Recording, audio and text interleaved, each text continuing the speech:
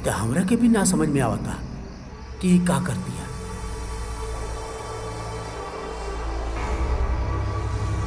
पता न का हो गया लिख रहा। बेटा हाँ चला आवा चली, जी। बहुत रात हो गई बा।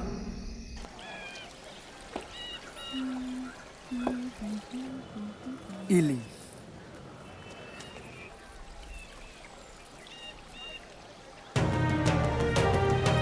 कितना बिल भैया?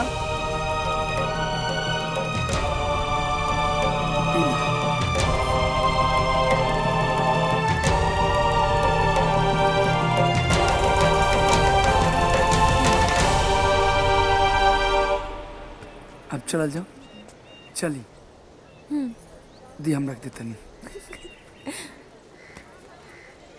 वो हनुमान जी के मंदिर बा, चली दर्शन कर लिहल जाओ। अभी आई चलो। किसान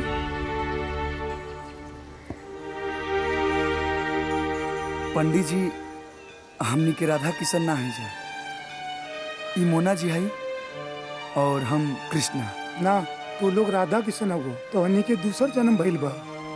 का ई राधा बिटिया है और तू किशन, तू लोगन के पुनर्जन्म भइल बा। पुनर्जन्म? देखिए ये क्या बोल रहे हैं आप। हाँ बिटिया, तू पिछले जन्म में विष्णुपुर के जमींदार गिरधारी सेठ के बिटिया राधा रहलू और ये मल्लाह किशन। लगाता यही दिन खातिर भगवान हमरा के जिंदा रखले बड़े। पंडित जी आप क्या कह रहे हैं, हमें तो कुछ समझ में नहीं आ रहा। कबो कबो प्रकृति के खेल इतना निराला होला कि मनुष्य ओकरा पे कौनो सहज भाव से विश्वास ना कर सकेला। ये कैसे हो सकेला? आज हमहू हैरान बनी उनके चमत्कार पे। घाम कपारे पे आ गई, अभी तक सुतले हैं। हाँ, अब देखिए 12 बजे उठिए, उठ के ठूस ली है। का है रे? सवेरे सवेरे का बकरी नियन चिल्लात है? सुते ना दे भी, पागल कहीं के। अभी और ही सुतबा? जाए के चाहिए, 2 पैसा कमाए के चाहिए, लेकिन ना ये सब इनसे ना हो सके। अरे भगवान, हे झरना, ऊ पानी लेके आओ, जाते ही झाड़ा फिरे। अब इनके पनियों देवे के पड़ी ना, हम ढेला में पोंछ के आ जाए। जा जा, चला झरना चला।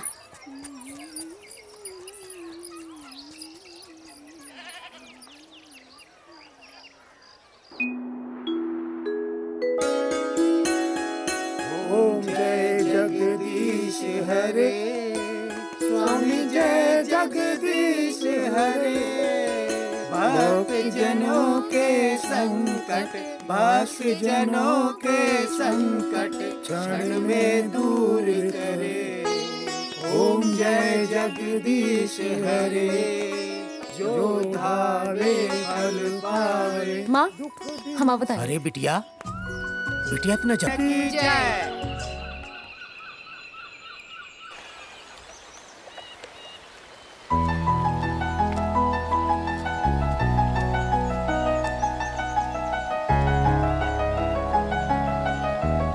किशन, किशन, किशन, किशन, किशन, किशन, किशन।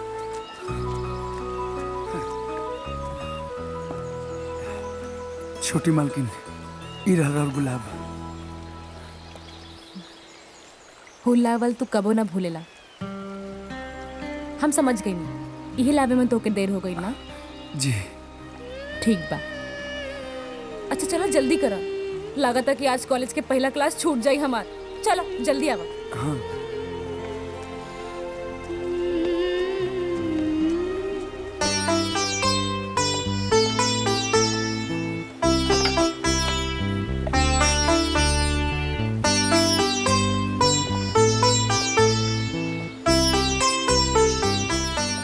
एगो बात कही, हम डरा गेल रही। हमके लागल कि तू आज आइबे न करबा। ऐसन कबो हो सकेला का?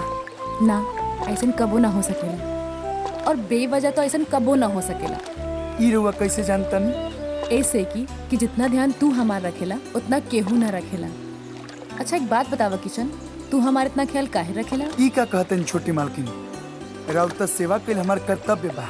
और एक बार जानता नहीं, हमार माई ना सेठ जी के यहाँ जब काम करते रहे तब हमसे कहले रहे, किशन बेटा अगर काल हमें दुनिया में ना रही तो सेठ जी के घर ही तुहर घर बा।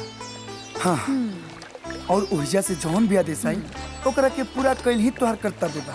हाँ अब रउआ के एह पार से ओ पार ले गई, कॉलेज पहुँचावल, और कॉलेज से जब रउआ आई तो ओ पार से एह पार ले आवल हमार जिम्मेदारी ठीक बा ठीक बा ठीक बा, हम समझ गई नहीं। तू हमार ख्याल बस यही खातिर रखेला कि हम तुम्हार जिम्मेदारी बने, बस यही लाना।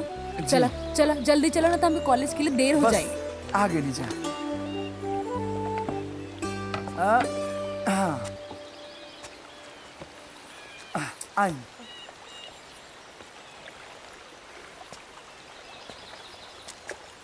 बाकी के बाद में।